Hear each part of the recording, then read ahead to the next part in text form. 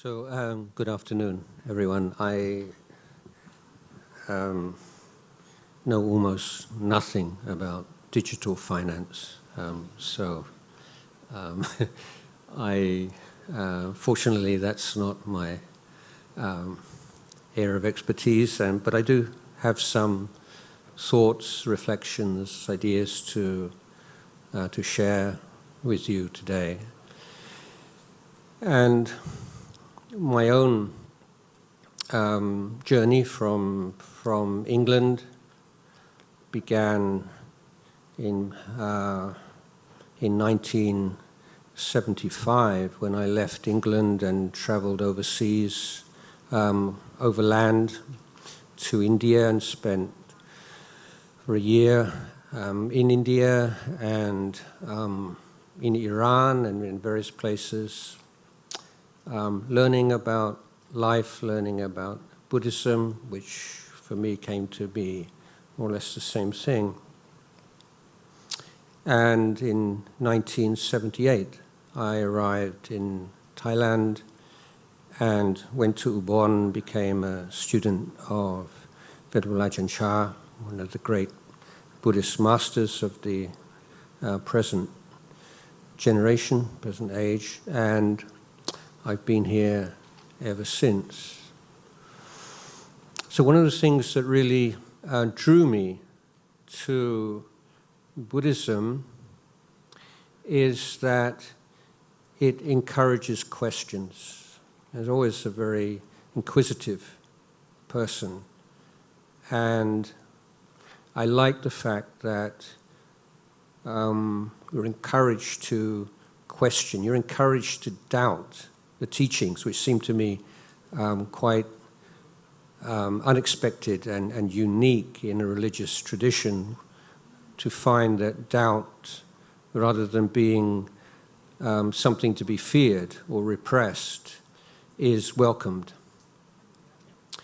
And indeed, taking the Buddha's teachings as working hypothesis and then trying to prove their truth in your own life, in your own experience, rather than simply accepting them out of faith, is considered to be an act of devotion. And the Buddha called it Gan Patibat Puja. It's like showing, expressing devotion by giving the teachings enough respect to try to put them to the test of experience. So Buddhism is not dogma oriented, it's not based upon belief in dogmas. And the Buddha gave one teaching in which he said, is it possible? So this is one of the Buddha's questions. He says, is it possible to believe 100%, he didn't use the word 100%, believe completely, utterly, in something which is not true? And I think just a moment's reflection will enable you to say yes. Even if you're quite convinced that what you believe is true, then you must acknowledge that people who have different beliefs to you are mistaken. So the principle that faith, belief, confidence in any kind of proposition, whether it's religious or academic or of any kind at all, is not a proof that it must be true.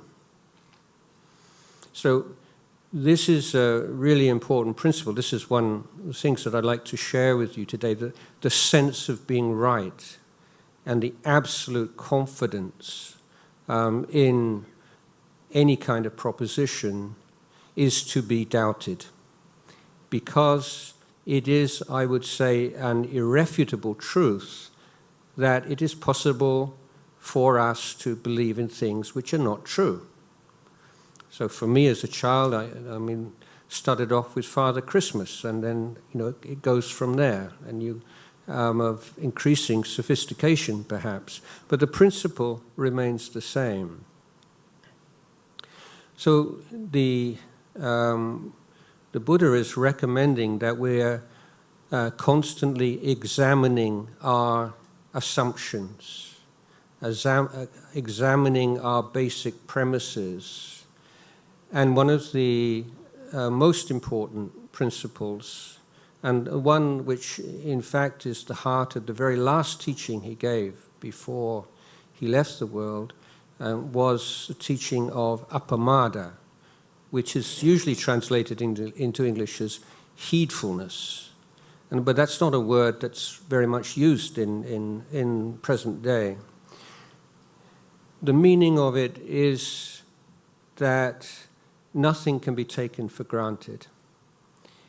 And is it possible to live in the world, to function in the world in that way, based upon the idea that we cannot trust, we cannot believe in anything 100%, that we constantly have to be re-establishing our balance, looking again and again at the things that we're taking for granted.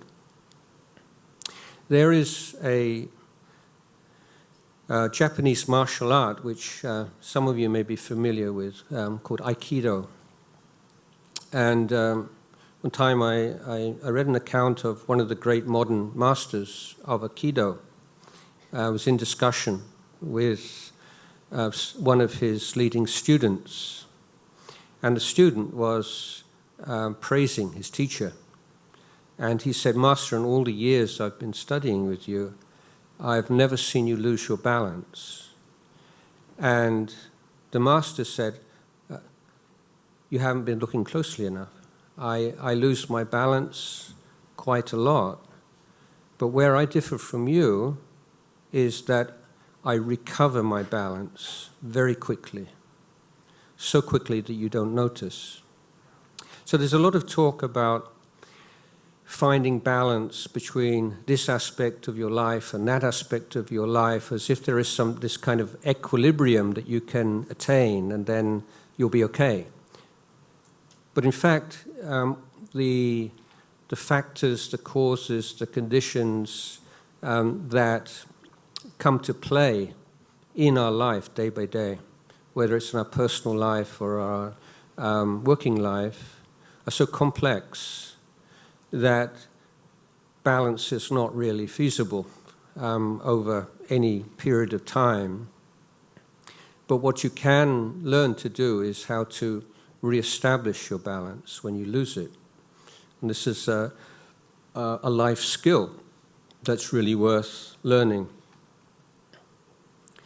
The Buddha's teachings are, in essence, an education system, and this is why it's often misunderstood, because we all tend to look at almost everything these days through Western eyes, with the assumption that the Western standard is a kind of universal standard. And so, for this reason, given that in Western culture and throughout the world, religions are identified with faith to the extent that those two words are used interchangeably. And we hear the Christian faith or the Christian religion, the Islamic religion, Islamic faith, and so on. And people just assume that that same model, that same template can be applied to Buddhism. In fact, it can't, and you will seriously misunderstand Buddha's teaching if you try to do that. So we're talking about an education system kind of religion, rather than a belief system kind of religion, if you like. Now, in this system of education, we have a holistic approach, which means that we have to look at our life in terms of our conduct, the way that we relate to our family, the people around us, our colleagues, the society we live in, at the same time as looking at our internal world of thoughts, perceptions, emotions, beliefs, etc., and also the framework of ideas and views and the way that we interpret and understand who we are, what we are in this world. Most of the Buddha's teachings are devoted to this training, this education in these three areas. Now, in this holistic system, one of the features that is well known throughout the non-Buddhist world these days is that of sati, or mindfulness. And the last few years have seen attempts to take that one teaching out of this holistic system and apply it in non-Buddhist contexts. And I think it's been quite a successful endeavor on many levels. At the same time, the meaning of the word mindfulness has shifted or has moved away from the Buddhist meaning, which is something of almost a dilemma for a Buddhist monk, because on one level we want to appreciate and show appreciation of the benefits of the secular mindfulness practices that are spread throughout the world these days, and yet at the same time to clarify in what ways it's something somewhat dissimilar or somewhat different from mindfulness as I would understand it. So without going into too many technical details, which I'm sure you're not interested in, the main idea of secular mindfulness is, as I understand it, is to develop a kind of an equanimous stance whereby you can live in a confusing, changing world without being overwhelmed by it, and being able to maintain a present moment awareness. Where this differs from Buddhist teachings is that in Buddhist teachings you have certain moral and ethical standards, and so it's not just a matter of being aware of what's happening in the present moment, but relating them to your values and your ethical, moral, spiritual commitments. So we might give an example here. Let's say just for the sake of argument, someone's a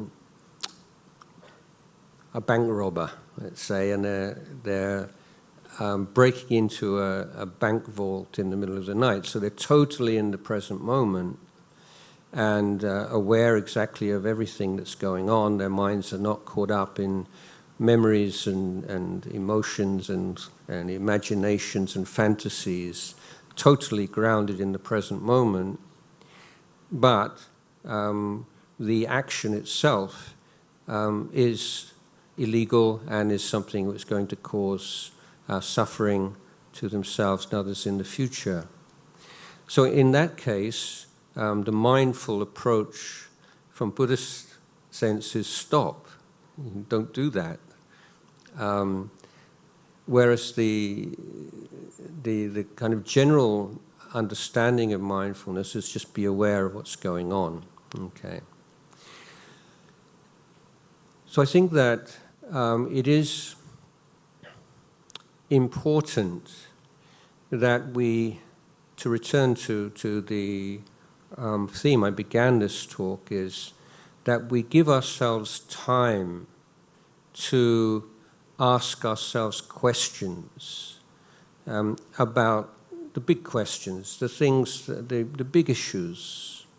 Now, what what's this all about? What kind of life am I living right now?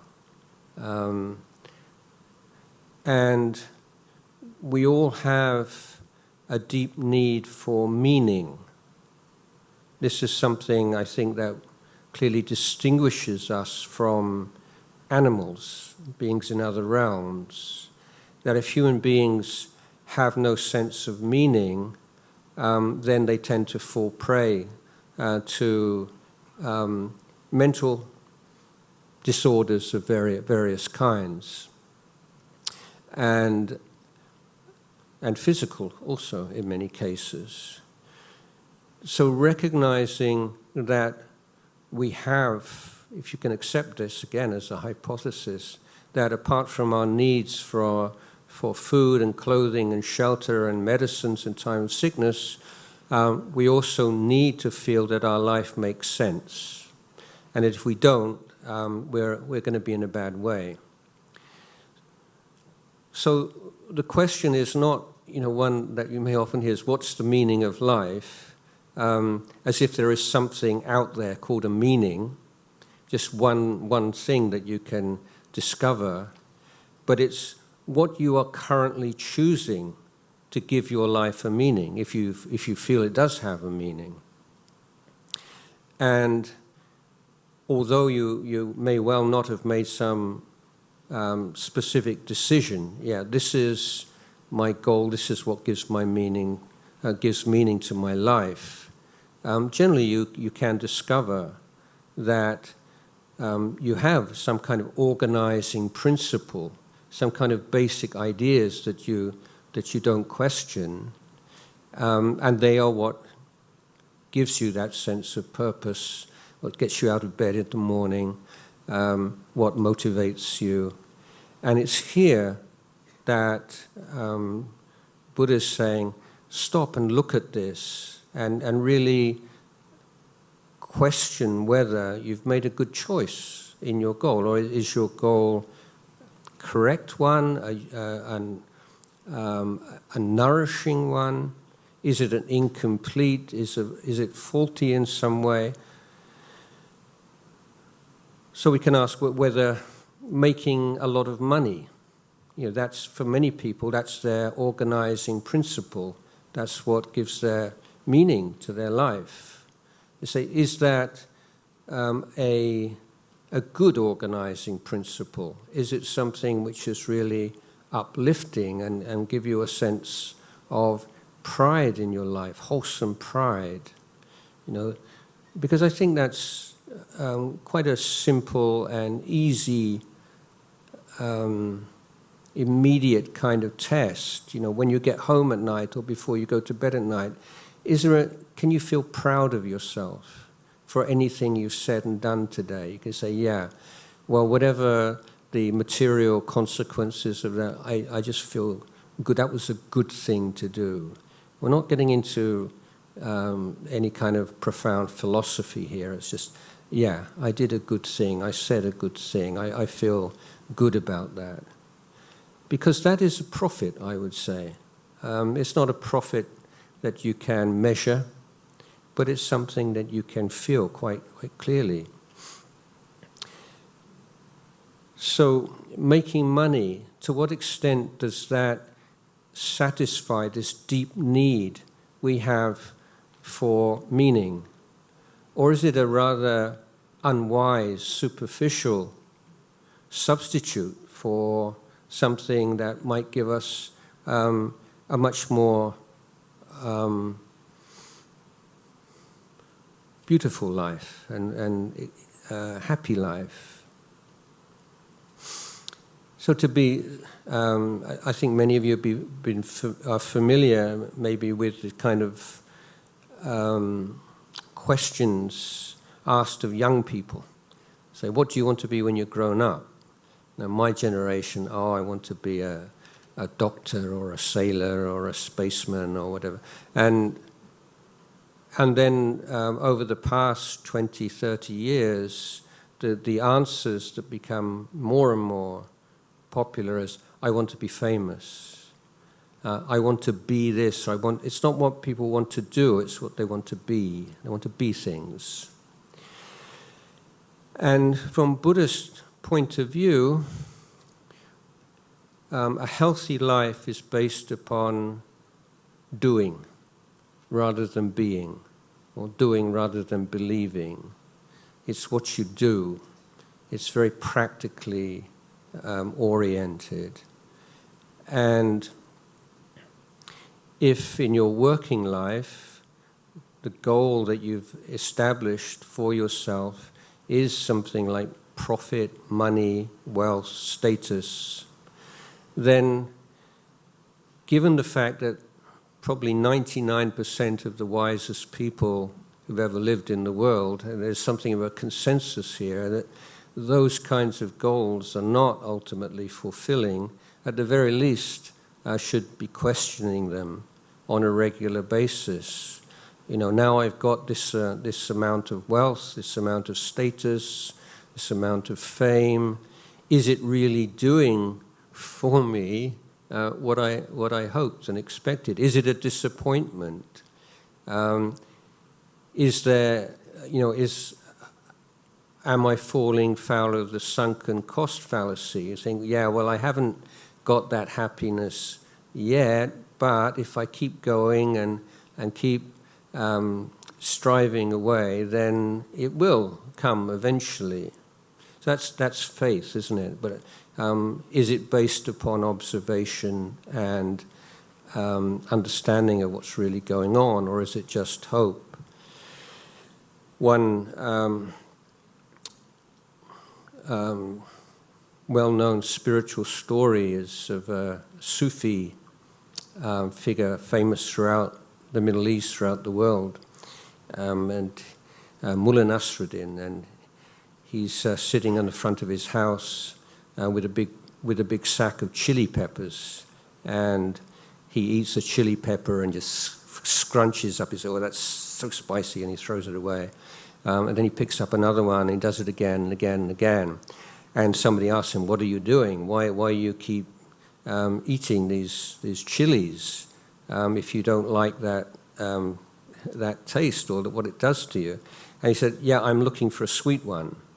So the teaching here obviously is, quite often we are working our way through a sack of chilies looking for a sweet one, and that's an interesting question. Is there any area in my life in which I am doing that? And just trying to persuade myself, if I just stick with it, I'm going to realize my dream. I'm going to that fame and wealth and thing really do answer the deepest needs of the human heart. I began by earlier talking about Buddhism as a system of education and one in which questioning is encouraged. Another factor to consider here is, how do we maximize our ability to make good decisions? What leads us to make bad decisions? So from external point of view, we can say information. To make a good decision, you need the right information, and you need all the information that's needed.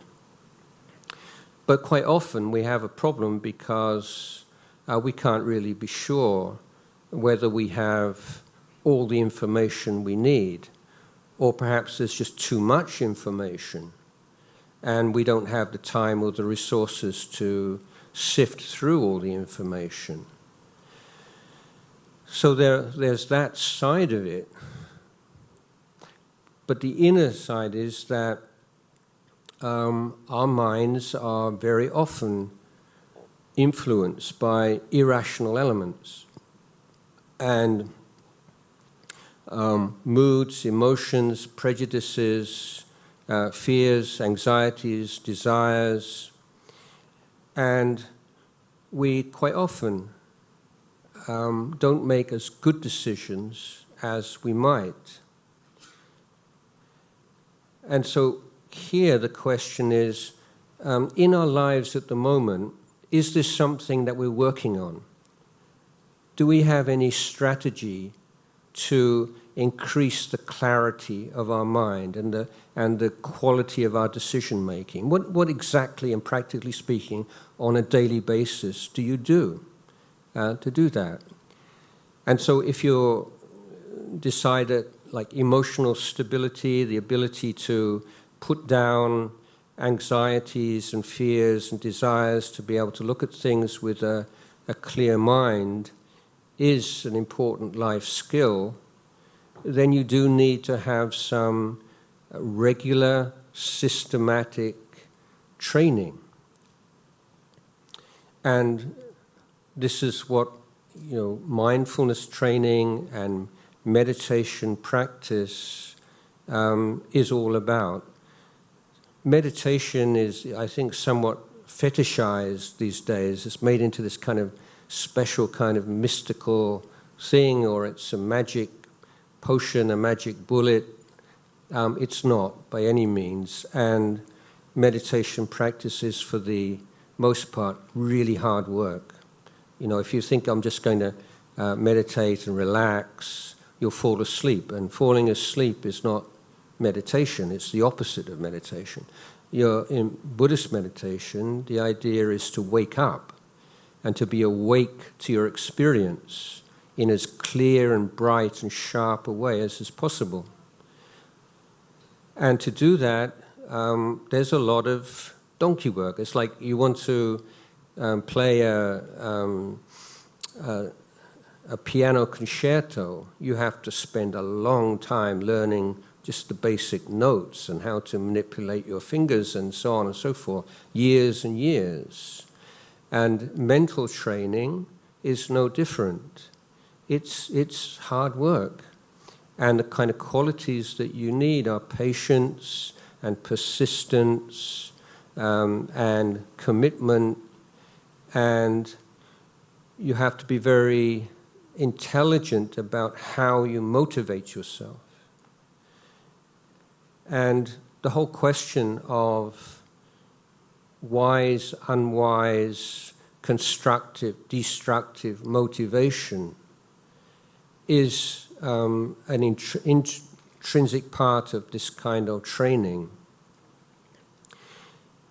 The classic analogy for wise and unwise motivation may be given by picturing an island in the middle of a lake. And let's say you have the wise and the unwise swimmer. So the unwise swimmer has their eyes fixed on the island, which is the goal. And because their eyes are fixed on the island, there are two consequences. One is that the swimmer becomes very frustrated because it seems like I'm making no progress. Why is it taking so long? So the sense of the time elapsing between our present situation and where we want to be seems unbearable. But apart from that, the second consequence is that the swimmer lifting his head out of the water and staring at the island, the goal, means that the swimming stroke is inefficient. And he's actually swimming far more slowly than he could. So the wise swimmer is one who sets his goal on the island in the middle of the lake and then puts his effort or her effort into the swimming stroke, into perfecting the swimming stroke, making this the most efficient stroke that is possible. And at the same time, he or she doesn't forget the island, just lifts his head up out of the water every now and again just to check that we're still on course. So this is the analogy for how we apply ourselves to any kind of task in the personal life, working life, as we have goals, and yet our mind does not need to be focused on the goal too much, because you'll get that sense of frustration. And that, in working life, because that kind of frustration, I'm not getting where, often leading to corruption, dishonesty, or slipshod work, because the work itself, the action, real life, takes a secondary role. It's a means to an end. So happiness and fulfillment and success is always in the future. It's never in the present. But someone who has developed this ability to cultivate wise motivation has a goal, and it might be a spiritual goal or a more intermediate career goal, or whatever it might be. But the majority of one's intention and effort and interest is on the quality of the work in the present moment. And every now and again, just check, I'm still on course for my goal. But here your happiness and fulfillment is coming in your real life, in the work itself, rather than the work being a means to an end. It's an end in itself.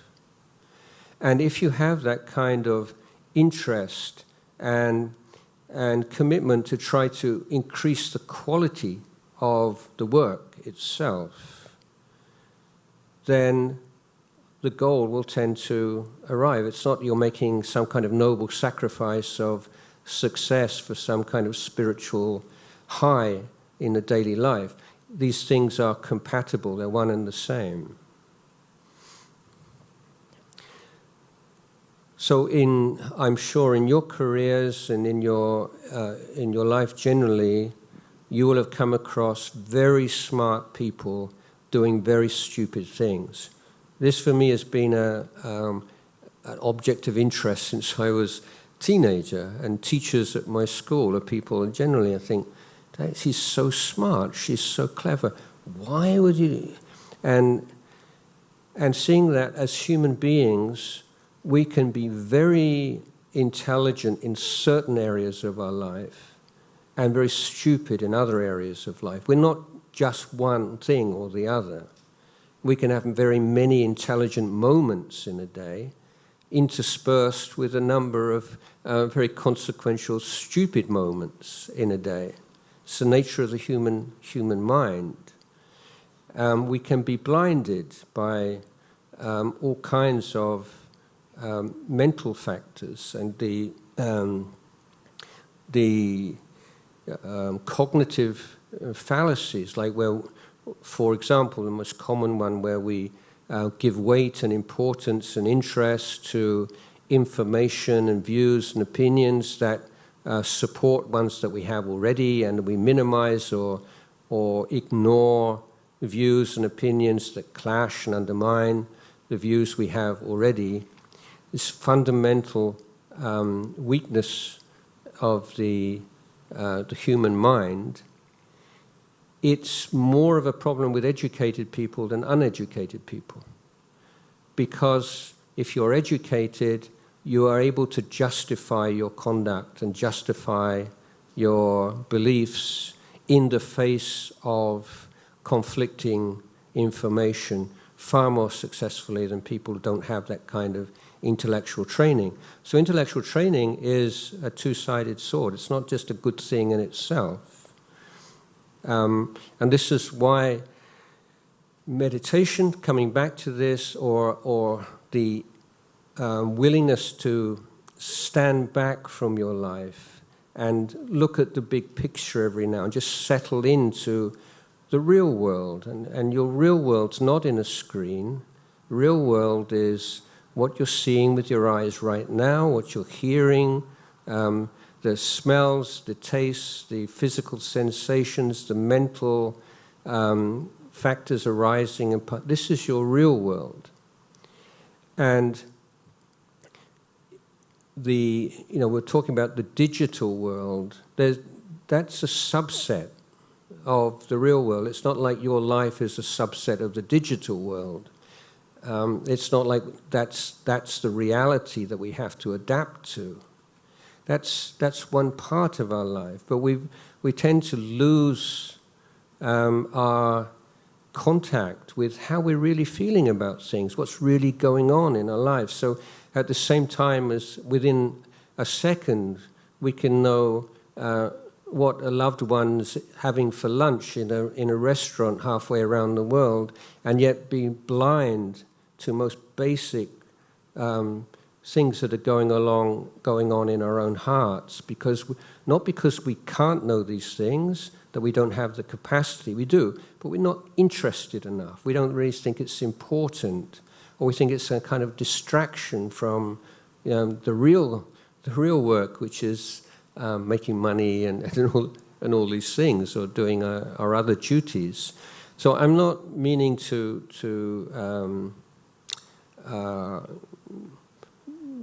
diminish the importance of careers and worldly goals, but I think that there's a lack of balance and interest in the person who's living this life. And it's not so difficult to find some time. Early in the morning is the best time, and just say, be with your breath coming in and coming out, and just settle down into the present moment and look and listen. And often you think of things will just come up in a very natural way that you've been repressing because it's so easy to hold stuff down with a busy lifestyle. There's always something that you need to attend to, something you need to be doing. And so you can turn away from the inner world so easily. And the opportunities we have for distraction these days are unprecedented, as you know. You can get away without spending any time with your own mind for days at a time.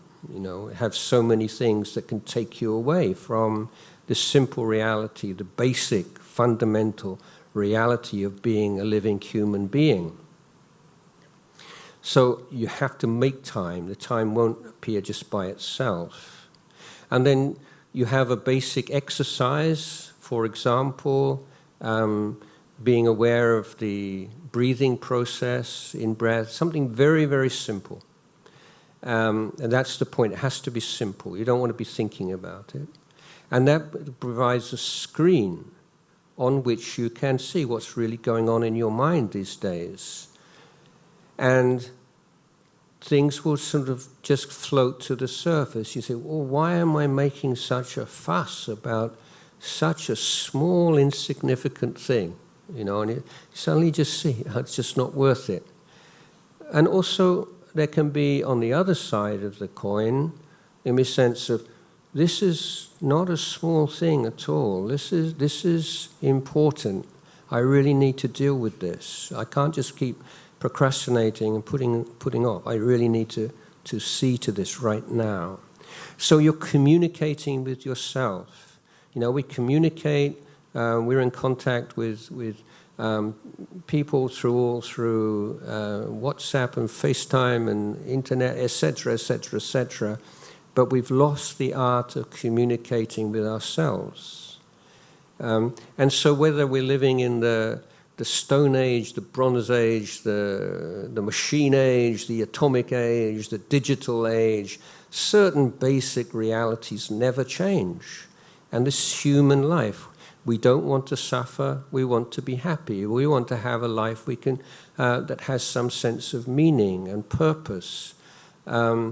We constantly are our own worst enemies. The Buddha himself said there's no enemy in the world, is as vicious and nasty and as your own mind, which has not been trained. And there's no friend you can find in the world which would excel your own mind that's been well trained. So we're human beings, and we have this capacity for inner peace. We have the capacity to find a real sense of happiness within us and a life in which we can feel that apart from an inner contentment and sense of wellness and flourishing within, we can also feel that we are contributing to the well-being and the happiness and the welfare of those around us. And those two things have to go together. And if you are giving time to yourself and your own spiritual welfare in whatever form and whatever tradition that may take, that if that's correctly followed, then you should be seeing positive effects on the relationships with the people around you, with your family and with your colleagues. And if you are learning to be more open and empathic and interested in the welfare of others and trying to act in ways and speak in ways which contribute to a warm and friendly and constructive atmosphere, then that also affects your own sense of well-being. So the more that you are cultivating your own heart, if it's done in the correct way, and I'm not saying this has to be in the Buddhist way necessarily, there are other traditions, but if it's correct, you're doing it well, you will find a ripple effect going out into your family and the people around you. And when you're trying to contribute, not just to your own standing and status and progress, but when you are giving thought to ideas of fairness and kindness and acting in a correct way, then that affects your mind. So the inner affects the outer affects the mind. So to summarize, again, encouraging you to give yourself some time to be with yourself, to learn from what's going on in your mind, and learning to the basic life skills. How do you look after your mind in such a way that greed and anger and jealousy and depression and anxiety cannot overwhelm you? If those things have already arisen, how can you cultivate your mind in such a way to let them go? Of all the good and noble qualities that human beings throughout the world have developed, how can you bring into your own heart those qualities that you, as so far, still lack? And if there are good qualities that you notice within yourself, then how do you systematically care for them and cultivate them and bring them to maturity? This is the essence of a well-balanced life, and life is change. It's always been change, and human beings have always had to deal with change. It's not just suddenly, we're living in this rapid change that human beings have never experienced before. If you look in the past, in Europe in the 14th century, there's the plague, wiped out about half of the population of Europe. There have been wars and terrible conflicts, and we've had the nuclear threat and so many different threats. Now we have climate threats and AI threat. This is just part of being human. It's always been this way. But we can cultivate qualities within us that allow us to say, yeah, I know change. I understand change. I understand change within my body and mind, how it works. I understand the fundamental principles of change and how they work, both inner and outer. I'm not afraid of change. I know how to deal with change. So we make change the object of our study. And then whatever the particular nature of the changes that we have to meet in our lives, whether it be separation from things and people we love, or having to deal with things that we don't like, and etc., then we know we have the resources to be able to flourish, not just to survive, but to flourish however the world may change in future. So these are the few words and reflections I'd like to share with you this afternoon. Thank you, Venerable Ajahn Jayasaro, for your wisdom that shared with us. So in the spirit of your sharing that the inquiry is important, so I would like to open a Q&A, but with interest of time, maybe just limit to 1 or 2 questions. If any, for the floor, if anybody have question for the Ajahn Jayasaro. Maybe I can start with from listening. You are talking about mindfulness and finding the meaning of in oneself life.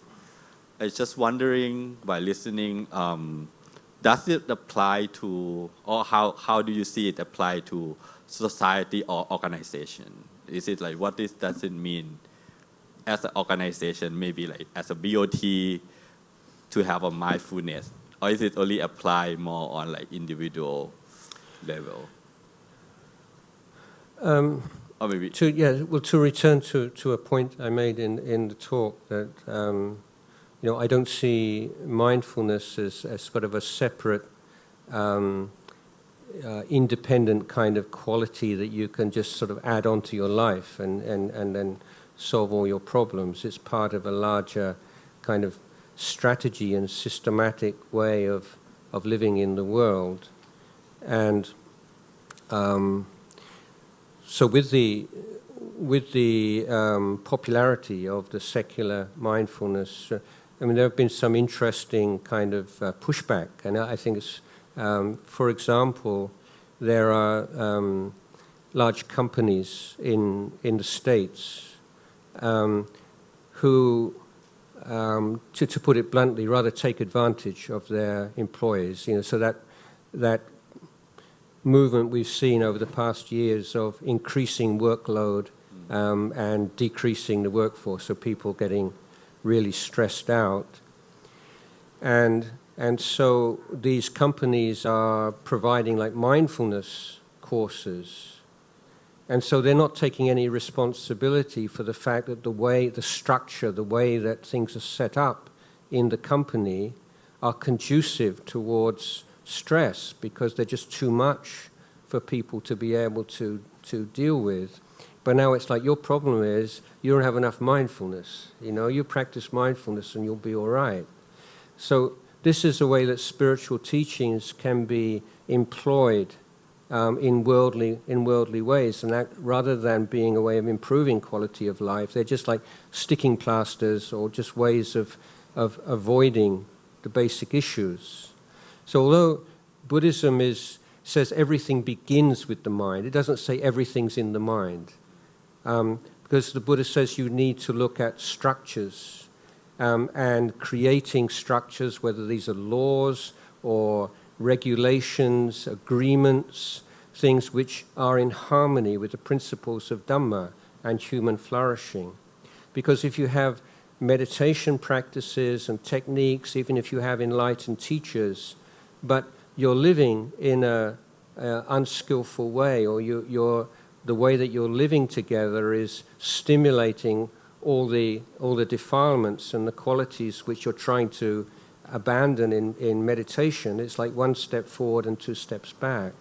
So there has to be this kind of integrated approach to, not just individual mindfulness, but how do we cultivate communities, how do we cultivate workplaces in which people can not only make a living, but they can actually find some happiness and really look forward to going to work every day and meeting friends. And that's not too idealistic. If you have some basic agreements and how we want to live together. So if you have a situation where a company or organization is emphasizing competition between people in the same room, in the same office, then I would say there's real problems with that.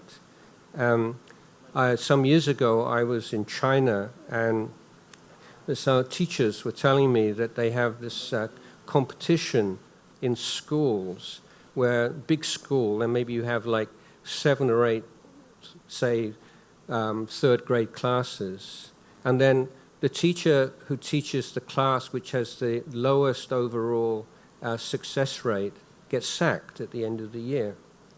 And so there's competition between the teachers, but that's not what you want in a school.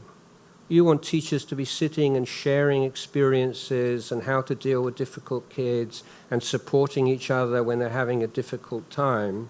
So you're actually undermining the long-term goals of the school for short-term goal of exam success.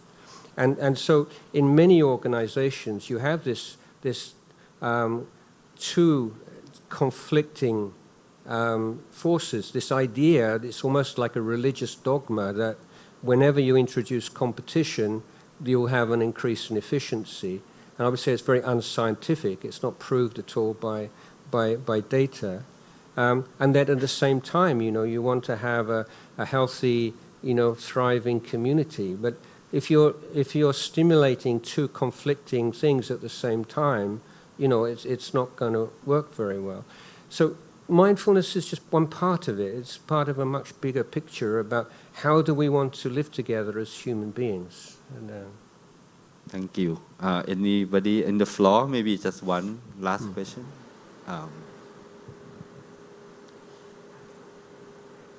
ได้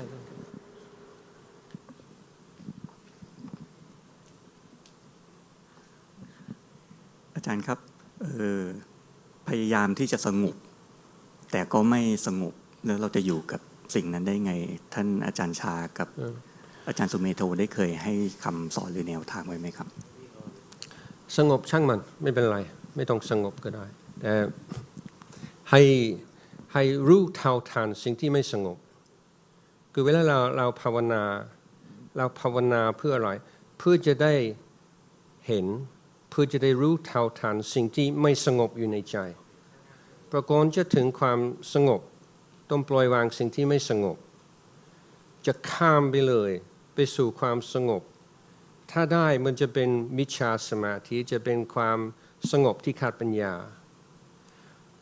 ทุกครั้งที่เรานั่งสมาธิเราก็จะมีสิ่งท้าทายต่างๆเป็นข้อมูลเป็นสิ่งสะท้อนว่าทุกวันนี้จิตใจเราเป็นยังไงมันหนักไปทางไหนมันวิตกกังวลเรื่องอะไรทุกวันนี้จิตฟุ้งซ่านไหมอาจจะเป็นเพราะว่าเรารับข้อมูลอะไรเข้ามาในสมองเกินกำลังของสมองดังนั้นก็ต้องเปลี่ยนวิถีชีวิตไม่ใช่ว่าปัญหาที่เกิดขึ้นระหว่างการภาวนาจะแก้โดยเทคนิคในการภาวนาเพราะปัญหาที่เกิดขึ้นในการภาวนาสะท้อนถึงปัญหาในชีวิตประจำวันซึ่งในบางเรื่องการแก้โดยการเปลี่ยนความคิดโดยการฝึกสติอย่างสม่ำเสมอต่อเนื่องแต่ในบางเรื่องเป็นข้อมูลที่จะต้องปรับวิถีชีวิตของเราบ้างเพราะไม่ไหวอย่างเงี้ยเพราะไม่สงบก็ไม่ใช่ว่าเป็นสิ่งเลวร้ายและเป็นการพิสูจน์ว่าเราไม่มีบุญไม่มีบารมี